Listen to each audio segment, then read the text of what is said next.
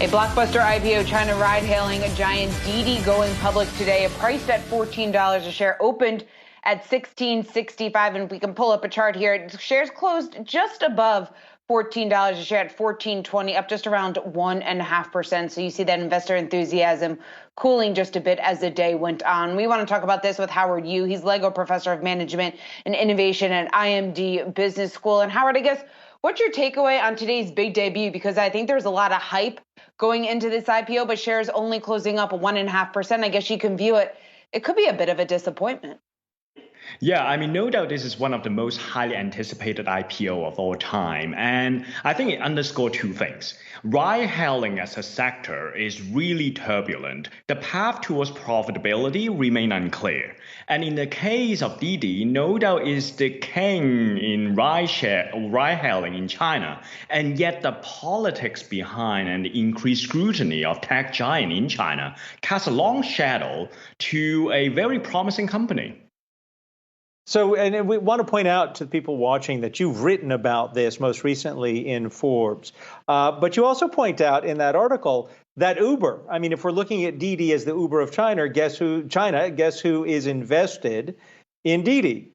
Uber. So what does that say about the interconnection of rideshare companies? If I'm an investor, do I want to maybe hold both? Because then I'm kind of doubling down. Right. I mean, in a way, I think for retail investors, we need to be clear about, are you concentrating too much in one sector or not, despite of the geographical differences? At IMD, we constantly remind executives, just because you build a platform business, although they're very hard, doesn't mean that all platforms can be as profitable as Google and Facebook and all that. If you're looking at the ride-hailing economy or apps in general, right, all of these comes down to local network. You use Uber in San Francisco. Doesn't mean that you care a lot about how many taxi on Uber in London. By definition, ride sharing or ride hailing is a local business, and that play out in the case of Didi. They are very big in China, but elsewhere they are not that successful. They try big in Brazil, but it's not very big in the end. So the article, we try to read a firm grasp around not all platforms are the same. So as investors, we've got to be clear what type of platform businesses we're investing in. When you take a look at the regulatory scrutiny, we know that that's an issue here in the U.S., certainly an issue over in China. How big of a challenge do you potentially see this being for a company like Didi? Oh my gosh, this is such a big thing that any companies operating in China needs to be aware. I mean, the fact that, just because you're winning big in marketplace doesn't earn you the license to operate automatically. Earlier this year, we're looking at the Ant Group IPO and things like that. But in the case of ride-hailing again, the reason that more recently Didi seems to return to profit like in Q1 is primarily because of the sales of one of the investment earnings, as well as in the top 35 cities they operate, they are essentially the monopoly. They're controlling more than 95% of market share in China. That means the only path forward to profitability is to becoming monopoly. Now, that means that regulator and government is going to scrutinize, if not tolerating, these behavior. There's only two outcomes. One is either Didi is carefully trending their relationship with the government, or one day they may get regulated just like utility company. Either way, it may not be such an attractive investment vehicle going forward. I just want to let everyone know that was a Con Edison emergency energy alert that was interrupting our discussion, telling everyone to conserve power because of the heat wave. I wanted to ask you this. Do we know about the actual ownership of the company? And I got distracted by that emergency alert. And whether the Chinese government's ties to the company, might have I don't know the appropriate adjective to describe this, but inappropriate relationship with it? Right. I mean, no big companies in China operating completely disjoint from national interest, and we know that.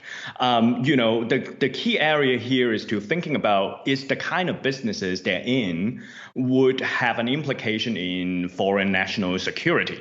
And in my mind, this is slightly different than in the case of Huawei, which they are getting into 5G platform and things like that. At this moment in time, Didi is really just on ride sharing and ride hailing businesses. The only area I think going forward may have a little bit more international scrutiny, perhaps would be their autonomous driving vehicle in terms of the algorithm that they are developing. Unlike Uber, who exited completely on that research activity, Didi continued to invest. They have a team of 400 people strong, and they were partnering with Volvo in developing cars on their own. So that might be an area that going forward, maybe a foreign regulator might have a more closer scrutiny in terms of its relationship with the Chinese government. And Howard, I guess, how would you describe their strategy then on a global scale? I mean, how big of a competitor do you see Didi being in, say, 10, 15 years from now? Yeah, this is very interesting because I remember when I was traveling in Singapore, the biggest ride-hailing app is Grab, and they basically pursued a very, very different strategy. Grab is trying to become a super app. They have online food delivery like Uber Eats, but they also have fintech innovation and all of that. In essence, they try to move away from ride-hailing because it's hard to make profit and expand to other sector, which is more profitable. Not for Didi. For Didi, 95% of the revenue concentrate in mobility.